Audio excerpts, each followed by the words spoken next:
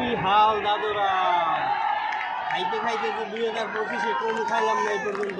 মালাই খাইলাম, রাজশাহীর আম দিয়ে শুরু করলাম, চিটাগাঙের মেজবান খাইলাম, খুলনার বাঘ খাইলাম, খাইতে খাইতে তো মেলা খাইলাম। ঠিক আছে, খাওয়ানে তো সিলেটের পুরি দিয়ে তারপরে চা খাইলাম।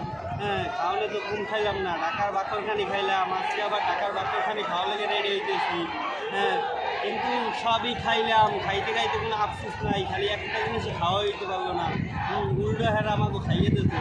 হ্যাঁ, রংপুর বগো বরিশালের আমরা হেটারে খাইয়ে দিয়েছে। কিন্তু মোরা খাবো ভাই, মোরাও খাবো সেমিফাইনালে, মোরাও খাবো, মোরা খাবো তো যাইয়া রান্নালা খুললে দুবার খেলা খাইয়া যাবো। সেমিতে আমরা এক খেলা হামলাই দেবো তা কামো। ঠিক আছে, মগো বরিশাল ওরা অগলকে খেলবই দিয়ে খালি মগো খেলাই অগলকে খালি সেমিতে অগলক কোনো খেলাই নেই। ঠিক আছে, খেলাধুলা অগলকে দেড়ু এবার রংপুরে যাইয়ে দেখুন রঙের মেলা, আর দাওনা খুলে দেখুন দুধের খেলা। এগুলো রাইতেও দুধ খেলা দেখুন সেমিতে।